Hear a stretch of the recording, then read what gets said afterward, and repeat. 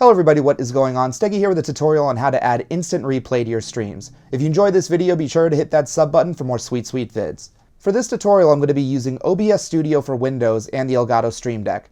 Now the Stream Deck isn't mandatory, but it's highly recommended for ease of use. Now in this video, I'll be explaining things along the way so you can understand how this stuff works, so you could possibly make some tweaks and come up with something on your own that's even better. So here's what the final result should look like. Now to understand how to set up instant replay, you have to know how OBS and OBS sources work.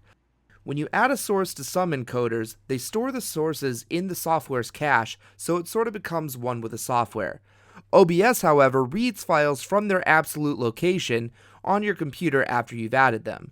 So to quickly demonstrate this, if I have a file on my desktop that I add as an image source in OBS, and then I move that file into a different location, that connection is now broken because OBS can no longer find that file where I pointed it to in the desktop folder. So we can use this to our advantage here. First, we're going to go to OBS Studio Settings. Click the Advanced tab and find the Recording section. This is where you set the rules for recorded files. Now what's important here is this checkbox. We're going to check this box to overwrite if file exists.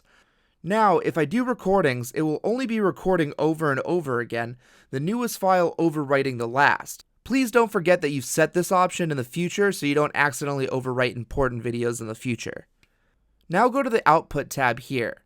Make sure your output mode is on Simple, and then go to this section. Check this box to enable Replay Buffer. Basically, Replay Buffer is like Elgato Game Capture's flashback recording. It essentially constantly records in the background, and when you press a hotkey, it'll record the last amount of time you designate. For maximum replay time, put 15 seconds. I'll explain why we're going with this number a little later on, but basically you don't want to choose too large of a value here. Lastly, go to Hotkeys here and add a hotkey for Save Replay. Now you're ready to hit OK and exit the Settings menu. Now, let's construct our scenes here. In order to add an instant replay to your stream, you want to add two new scenes.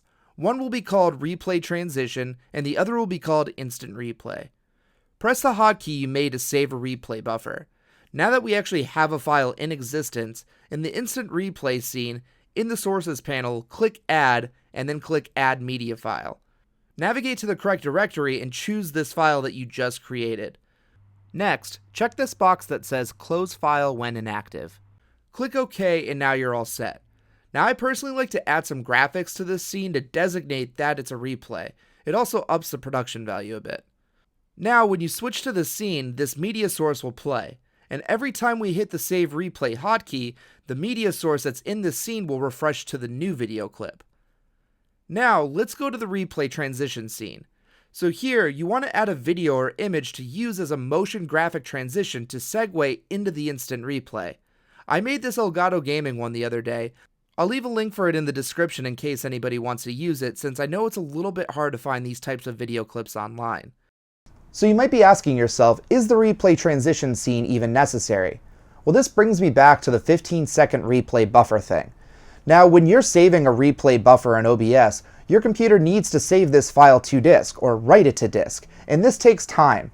The longer the video file is, the longer time it takes to write that file to disk, which is why I recommend not being too long, otherwise it's going to take too long to really be effective.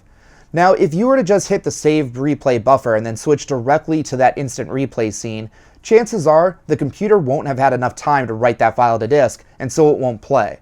So what the replay transition scene does is, one, it adds a little production value to your stream by giving you that nice little video intro, but two, it buys your computer that 5 seconds it needs to finish writing that file to disk, so by the time that you switch over to the instant replay scene, everything plays nice and smoothly. Now all the OBS business is finished. Now I can map what I need for Stream Deck. So first I'll add a hotkey trigger here and map it to the Save Replay Buffer key hotkey, and then I'm going to add two OBS scenes for the Replay Transition scene and the Instant Replay scene. So now when I'm streaming, I have an easy 3-key process to run everything. When something cool happens, I just hit this key. And then whenever I want to show people this instant replay, I press this key to go into the transition scene, and then I press this key to play the instant replay. Now I can either show this instant replay right away, or I can wait till whatever time I want to before I start queuing these two scenes here. And it's as easy as that to add instant replay to your streams using OBS and Stream Deck. And if you have any questions, feel free to leave a comment down below and I'll do my best to answer them. If you enjoyed this video, a like or a sub really goes a long way. Once again, my name is Steggy, and until my next video, I'll catch you guys later.